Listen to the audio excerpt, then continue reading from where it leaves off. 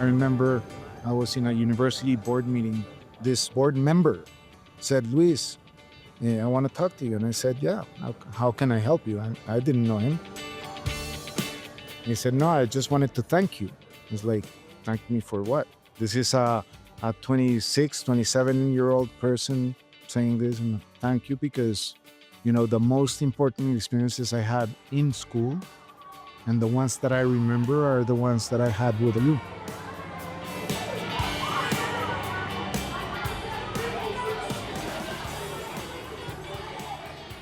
This, as you will come to hear, is not an isolated assessment.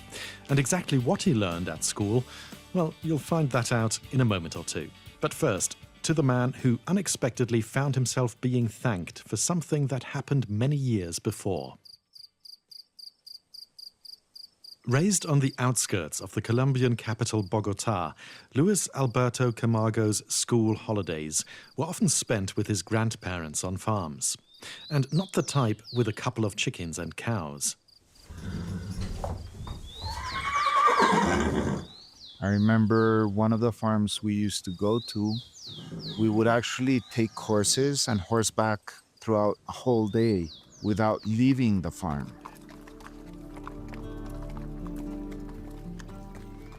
That was going through creeks, through fields, so there were really big spaces also. And in my memories, moving through the landscape of these large pieces of land was, I think, very impactful to my being. Though just how impactful, he was yet to find out. I'm Neil King, and this week on Living Planet, we're looking at how time spent in nature can change the way we see the world. You might recall from past episodes the potential health benefits of being outside or with certain animals. And if you haven't had the chance to listen to those episodes, it's not too late. They're still in the feed. But in this episode, we're going a step further and meeting some people who found the path of their entire lives changed by early exposure to the natural world.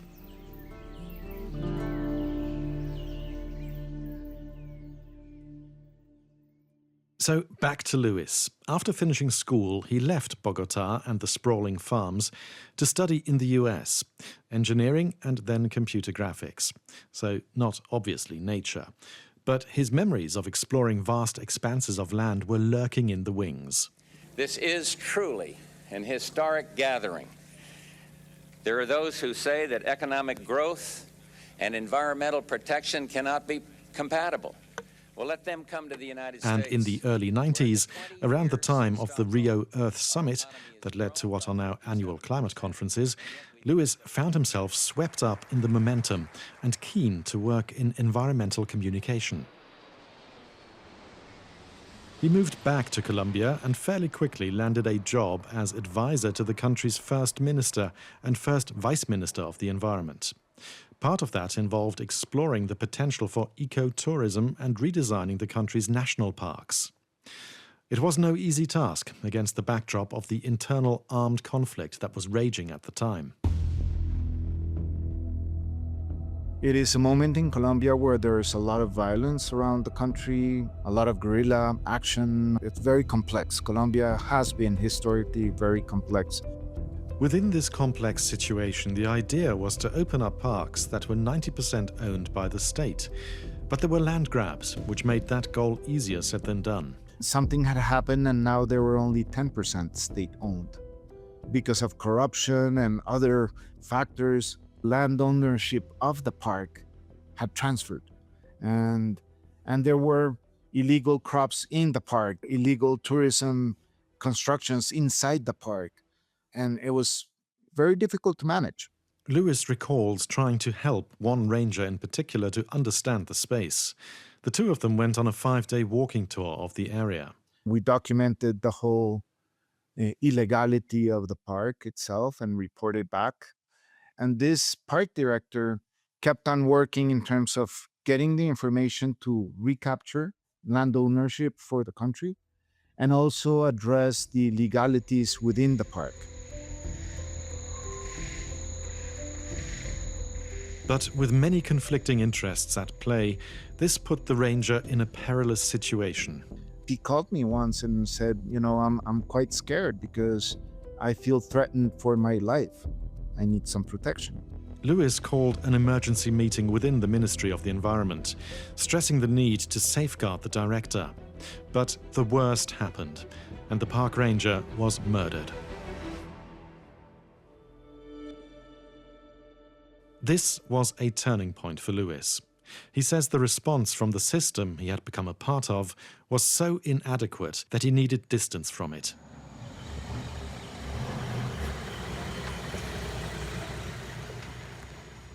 While some might have turned away from the remoteness of the big outdoor spaces, Luis turned towards it. He found himself wanting connection with the communities that live off the land across South America. So he and a friend spent the next 8 months visiting indigenous groups and national parks all over the continent. And when he finally got back to Colombia, he knew what he wanted to do. Together with 3 other people, he founded a non-profit called OpEPA, the Organization for Environmental Protection. I started really focusing on my capacity to become a guide for others to learn to be in nature and give them the opportunity to see the world in different ways.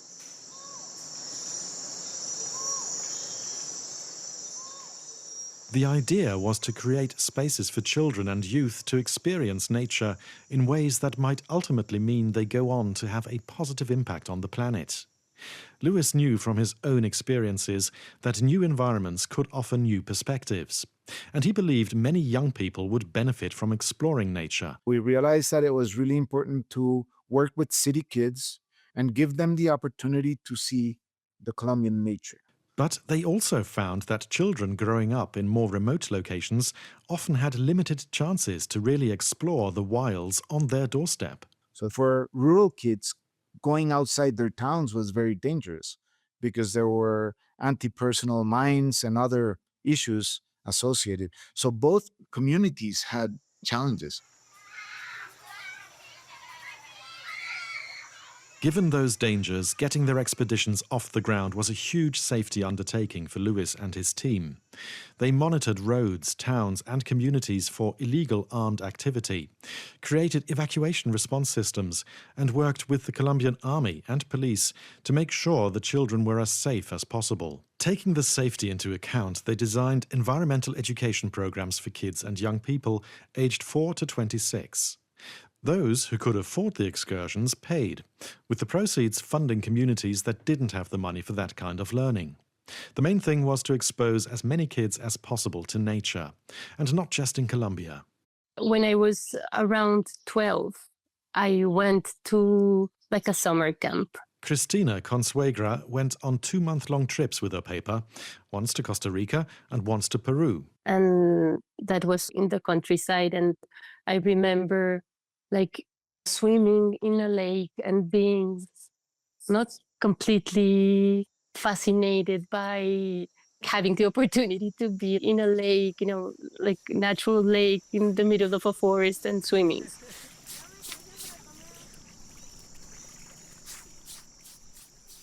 Before that, she didn't have much experience of nature and didn't feel like she was missing out. But something changed when she was hiking the Costa Rican mountains, aged 17. We walked for almost a month in the Guanacaste province or region. And I remember waking up every day in the tent and every day packing all our stuff in our backpacks and carrying those backpacks and carrying our homes with us every day. And I was fascinated by that because it was so simple.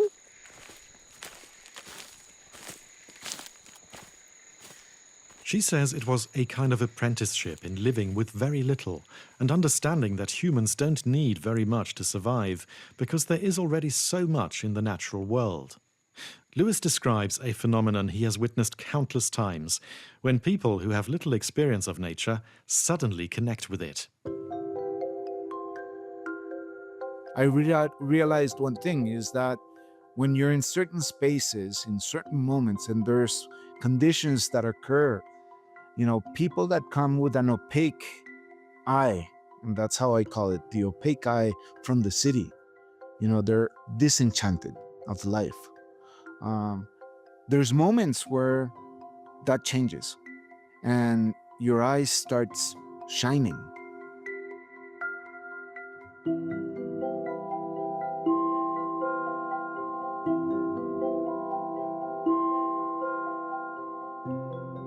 And talking of shining eyes, can you remember the first place in nature that really stopped you in your tracks?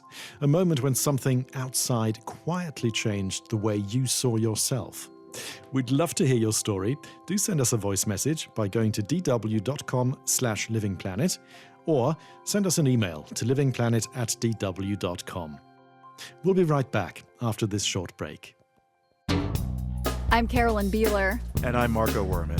We're With the World, Public Radio's leading global news program. We cover the biggest news events developing every day and give you the context you need to make sense of them. And Carolyn, I also like our smaller stories, tales of discovery and human kindness, things that make us laugh. Stories that kind of shrink our world and make us feel more connected. Subscribe and listen every weekday to The World.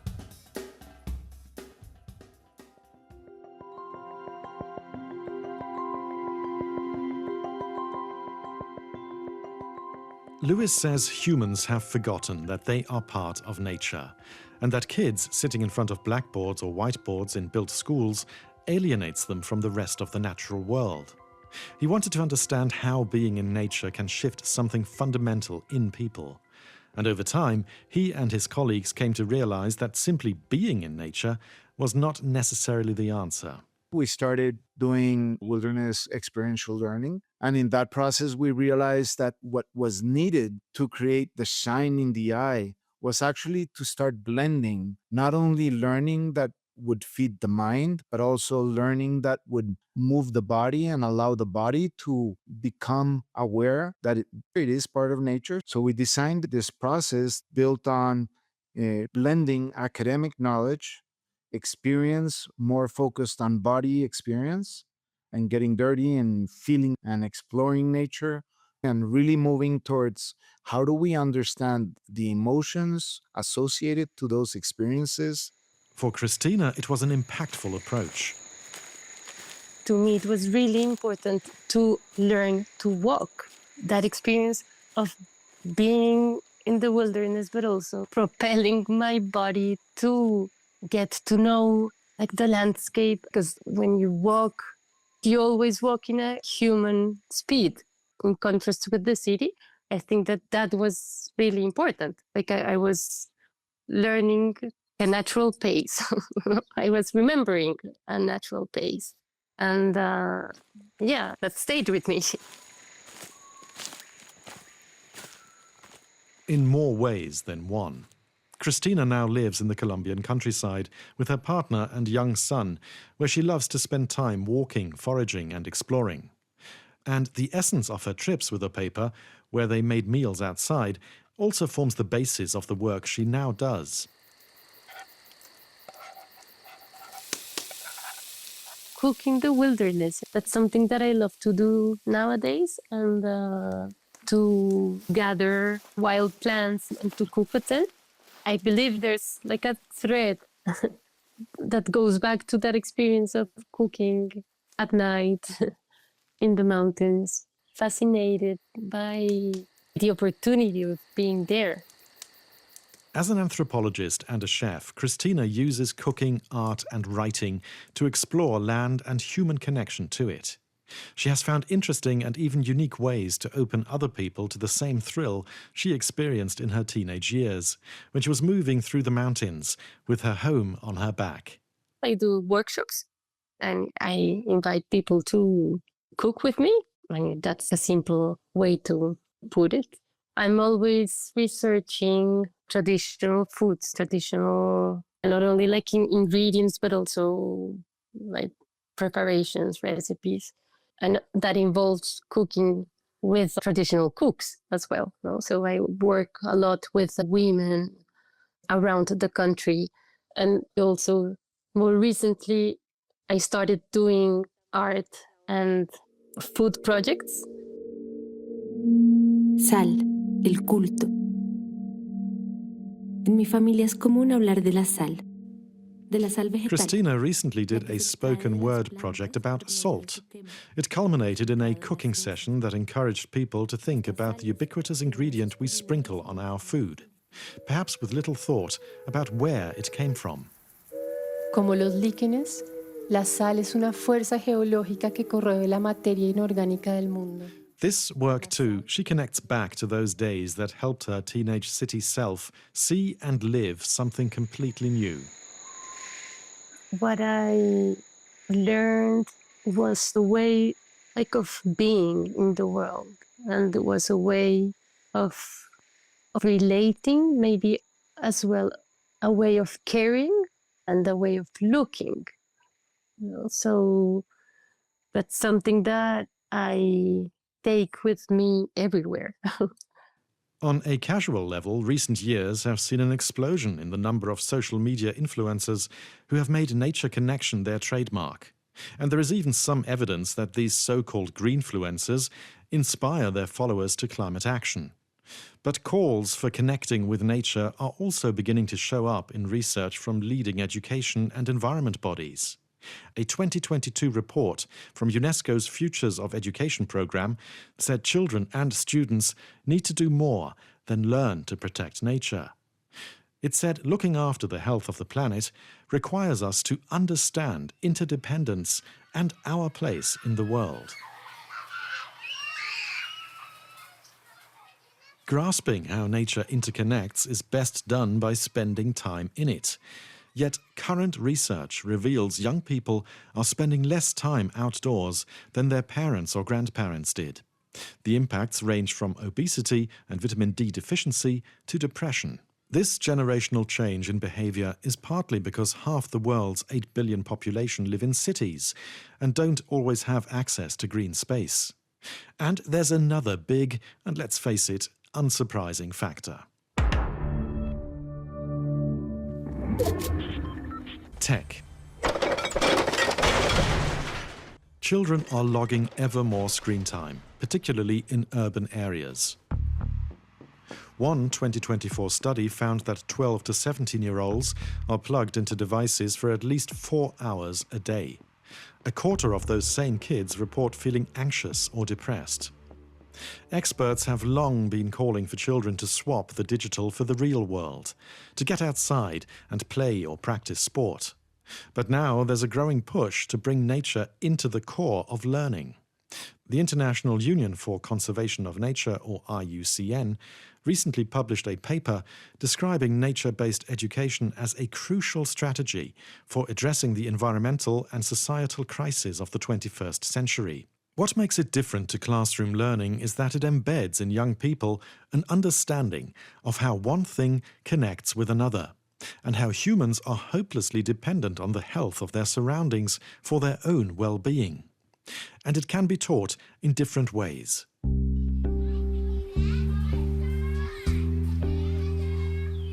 It might include greening schoolyards, offering activities that use natural materials for learning, or teaching maths by calculating how fast plants grow.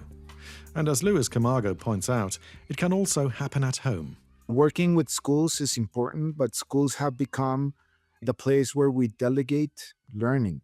And this is a mishap in our society, in our way of trying to optimize, because parents and families hold a really important role in learning.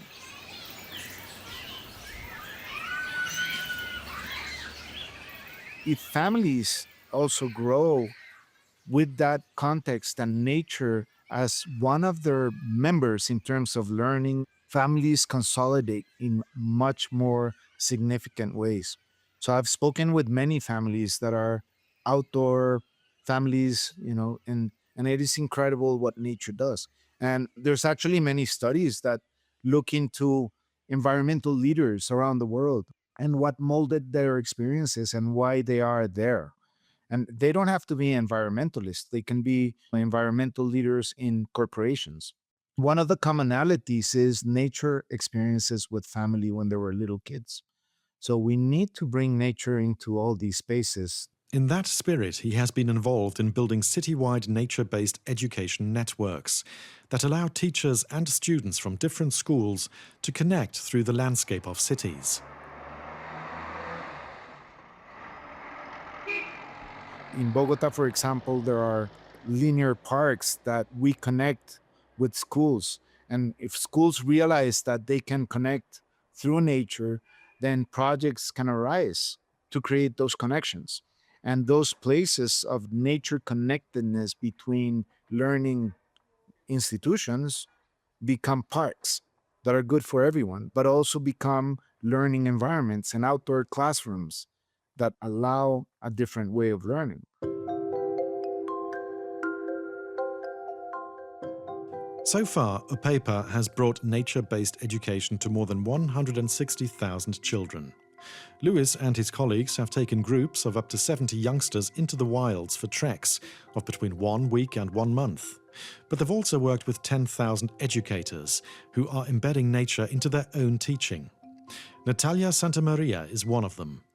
One of the schools that I worked as had a small forest, even though it's a school that is in the middle of the city. So a lot of what I tried to do was take my students out into those small patches of land and show them that nature was there. Nature was in their schools. Nature was outside their windows. And that even a city is that environment has nature in it every single day.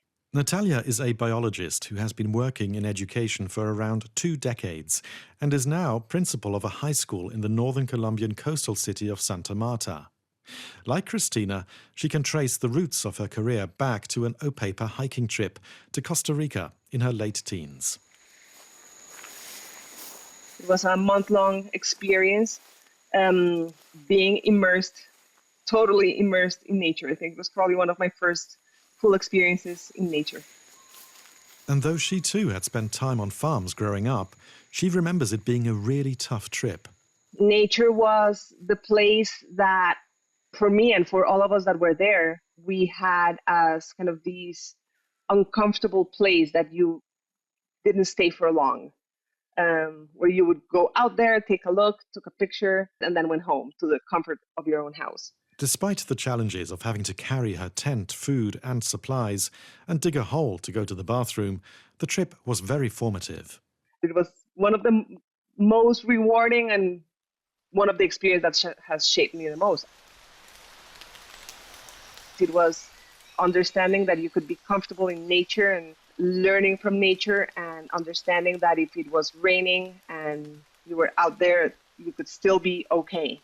And being on the verge of hypothermia and understanding the power of nature and how to adapt to the place that we are and not that environment adapting to us.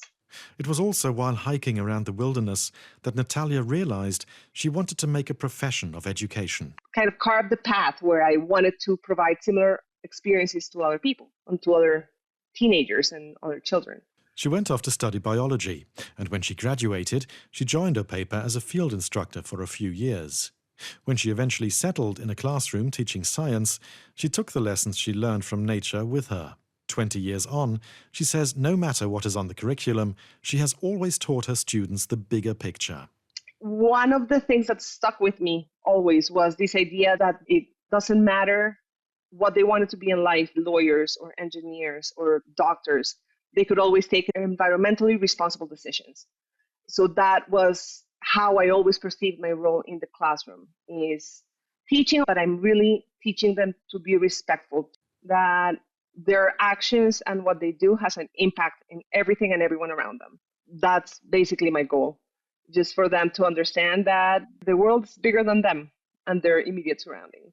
Natalia also sees nature-based education as a way to help young people understand the reality of the climate crisis in ways that might make them want to be part of the solution. And there's nothing like witnessing the impacts of rising temperatures firsthand. I've had experiences with students going up snowy mountains when you see the lines where the snow used to come down. And I've seen teenagers just burst out crying when there's that click in their brains of saying like, whoa, it's true. Like, it's not only the picture that I see or the news that I see where they say that the snow caps are melting. It's when they actually see the difference. Those are the moments where they're going to realize that that thing that they fell in love with through nature is at risk.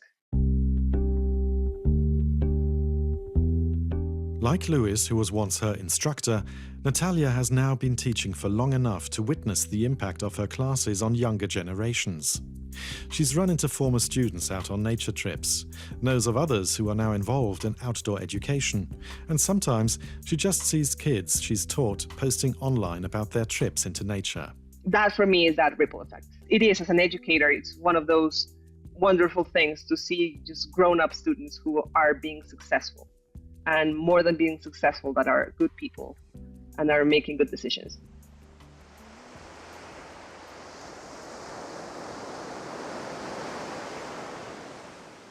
And in that, she sees nature as a great teacher. Natalia remembers one night on a Costa Rica expedition where she had found a place to sleep on a beach and woke up, or was woken up, to realize that she was not alone. I remember feeling something in my face, and I open my eyes and I see this turtle digging a nest right next to me. Kind of my perception was this turtle was telling me, like, hey, move a little, you're in my way. And it was one of those moments that I'm like, whoa, I am in the way. I found the wrong spot to spend the night, and this turtle it's telling me, like, just scoot. That's one of those moments that it's ingrained in my brain, and it comes to me every once in a while. Christina recalls a similar experience that has stayed with her all these years after her time in the mountains. Something seemingly small, but unforgettable for her, because it came at just the right moment. Our backpacks were really heavy. We had just started walking up the mountain, and it was one of those days where I was feeling that I wasn't going to make it. And then we started hearing a bird, like a big bird. And then a condor appeared. And this condor was all I needed to feel encouraged to continue. And yeah, so I have this encounter with the condor still very alive. That was a great gift.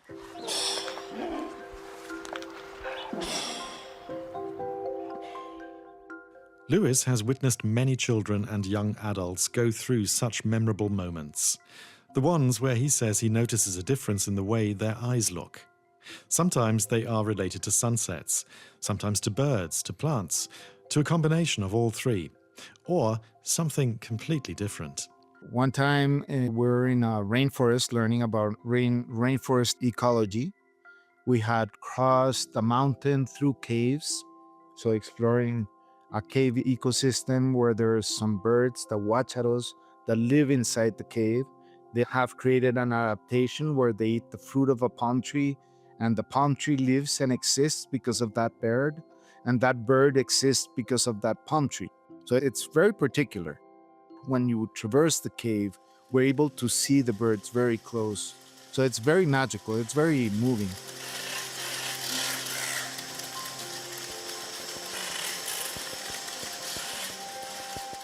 By this point, they'd spent 5 days in the rainforest, and when they emerged from the cave, they had to swim across a river to get to the place where they would be camping. On the way, there was a big rock that jutted out over the river below. I do remember some kids sitting there, in our break, and they're looking down the river, and then you just see them. You just see how the eyes shift. Their whole muscle structure shifts because they it's like, think of you being at awe. This is that experience, is being at awe, where you're like, wow, I was just crossing the mountain, diving in this water, and this water is flowing down and continuing its whisper to my ears. And these kids just look, and you see how their eyes water, and they just are in complete silence, which for many kids sometimes, especially now, is a bit difficult. But they're in silence, and they're just there, and after that they just walk in silence in the forest, and they look at the forest in a different way. It sounds simple, the kinds of experiences as old as humankind. But Lewis is unwavering about their power to change people in a lasting way. You cannot be blind to things that are transformational. You can maybe push them out of the way for a while, but they will live on and they will emerge. They will. And as those seeds emerge, they will mold you to become a person that is connected with nature, which is very different to someone that had never had that seed sown. Besides his time with OpEPA, he is now also working with the IUCN on a project he hopes will see many more people given access to those seeds. He is leading a global initiative that aims to put nature at the core of learning.